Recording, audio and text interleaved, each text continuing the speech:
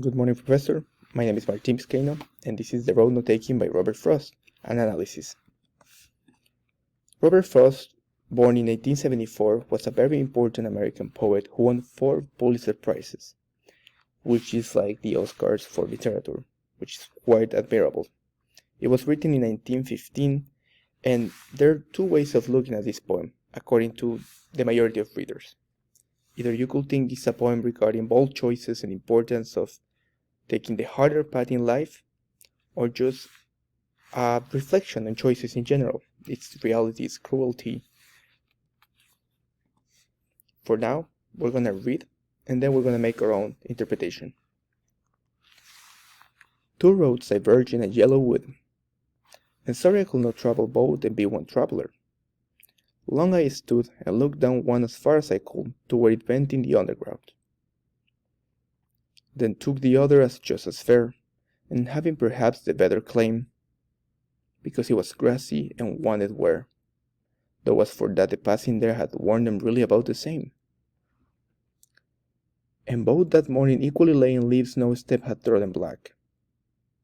Oh, I kept the first for another day, yet knowing how way leads unto way, I doubted if I should ever come back. I shall be telling this with a sigh, somewhere ages and ages hence.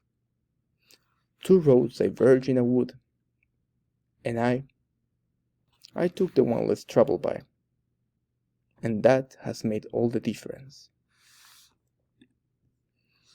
For me, the first thing I have in my mind after reading this poem is about choices. There's nothing to do. It's about choices. It's how making one choice or other might affect us. They might look very different at the beginning, as he mentions, but then after constantly realizing and thinking about them, they might be kind of very similar. So you never really know what's going to happen with them. Where you might try to see all the way to the future in each of the 2, or the 5 or the 6, up to where you can't anymore, like he mentions, the way it went in the underground. So he clearly was a point where he couldn't just see the future anymore, and he had to just make a choice, right? Constantly, we might regret if a decision was not the one that gave us the outcome we wanted, and that's why we reflect so much into, is this the right decision? Is this the wrong decision? What should I do with my life? And sometimes, personally, I feel sometimes we lose time with that. I think sometimes if you already have the base concepts, maybe just make the decision. Especially if you think it's time to do it because you spent so much time just worrying about it, and you feel that worry is consuming you. Just make the decision and go to the next one, because as he mentions, one way takes you to another one. So if you lose too much time in one decision, maybe you will have not enough time to make the next ones, to take the next roads. You want to see as many roads as you want, right? Because that's why you're reflecting so much, that's why you're trying to see the future. So why will you delay such a thing as a limited time that is living the life into just taking a few when you can take hundreds, thousands, millions? That's the way I see it. That's my opinion. Maybe I'm getting a little bit fast in this. Clearly, the majority here for me is the 2 roads. Maybe a traveler thinking, where should I go? Everest as a hard decision, a simpler road as the other decision. But we're gonna get into that in a bit. Something that is very ironic is how the poet in this case mentions how the first road looks very hard compared to the other. No, the second road looks very hard compared to the other. But then when he starts thinking, he says, maybe they're the same. It kind of look the same, both of them. And then when the poem ends, he kind of mentions, yeah, I took the harder one, and that made all the difference. Why at the end he will say that? My only interpretation is that if they're the same, but then he kind of contradicts himself, saying that one was harder one than the other one, and this one made all the difference. Maybe he had some regret himself, and that's very interesting because the poem talks about the regret, and he, I feel, has some regret, and he's trying to justify it by saying, I took the hard decision, either because he's possibly saying that the hard decision was the right one and made him succeed, or just trying to say that he took the harder one and somewhat tries to put a positive outcome in taking the harder choice. That's my other part. Maybe it could be seen as that's why he succeeded. Maybe it could be see him as regretting that one and trying to justify it was the hardest one, and that's why he was not wrong in taking it. I don't know. As mentioned before, the images I get is a forest with two roads, a traveler wonder where to go in the middle of nowhere. When he mentioned at the beginning of how we try to see the future, eventually we can't because it just disappears in the underground. I see this forest, this infinite road, where you can see all the trees. And even if you know what's after that, because probably it's trees, you cannot see anymore. So you're always gonna have the doubt of, is this the right one? And that's when I think always about don't waste time. Start walking it and see where it takes you.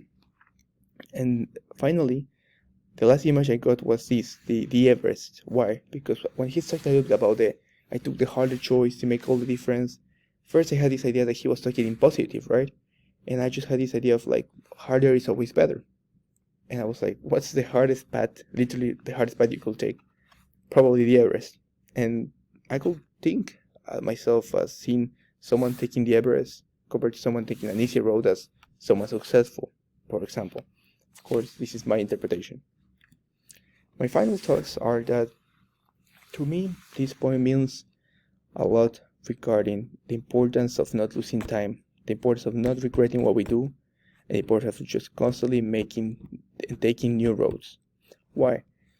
Because it's okay to think a little bit, see which one is the best one, see possible futures, that's fine. But I don't want to come to a moment where, because I live in regret, I don't take the next one, or I stop taking roads because I regret too much of taking the other one and therefore I stop believing. Or because first I took the easier one, I just punish myself in never taking the other one. Because, I don't know, self-inflict pessimism, I don't know. That's what it means to me is, no, don't beat yourself too much on the previous decision. Neither praise yourself too much, neither beat yourself too much, and then just go ahead, take a decision, take another decision, and keep going in your journey. Of course, if your journey is success, try to always see which one is slightly closer to success, right? But at the end of the day, you're here to have a journey, and there's no reason to stop living your life because you regretted the decision you took prior. Personally, I transferred from Ecuador. It might make me graduate a semester later. Part of me feels like a failure. Yes, I feel I should graduate earlier and have a wonderful, successful job. But I don't want myself to be just feeling like, okay, if I'm already gonna be a semester after I probably should have, well, my life is not worth it. I'm not gonna get a career. I'm gonna stop putting effort in life. I feel that it's very important to me to take this approach because I feel somewhat that pressure sometimes. I think regret of why not just graduating in my homeland? Why coming here as a transfer, right? So it's something that happens to me, and I feel happens to a lot of people. And it's good to talk about and say, it's fine. Just take the next road. It's okay. How does it apply to real life decisions? Well, outside of me, I feel everyone that reads this could try to put less pressure on themselves when taking a decision. It's okay. If you messed up once, don't mess up the next time. And if you mess up the next time, you still have a decision to mess up again or not. Unless you die, right? Unless you can't do a decision anymore. You can always make a new decision, and you can always make a better decision.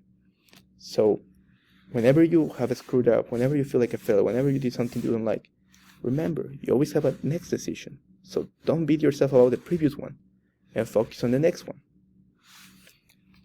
So, my final thoughts about a decision matters, or like a decision has factual meaning, or it's just mental meaning, right? Like hypothetical meaning, emotional meaning. I feel it's a little bit of both. Factual. If you take the decision of going to a career that for some reason just don't have jobs, it's your decision. Factual, you have no job. You are homeless, I don't know. But I do feel like if we keep regretting that decision after it has been taken so much that we just stop making better decisions, like pursuing a new career or trying other stuff to do, then it's an emotional thing. We're giving it meaning after it already happened. That's my opinion on this poem. I like it a lot. Thank you for your time, and I hope you have a wonderful spring break. Bye bye.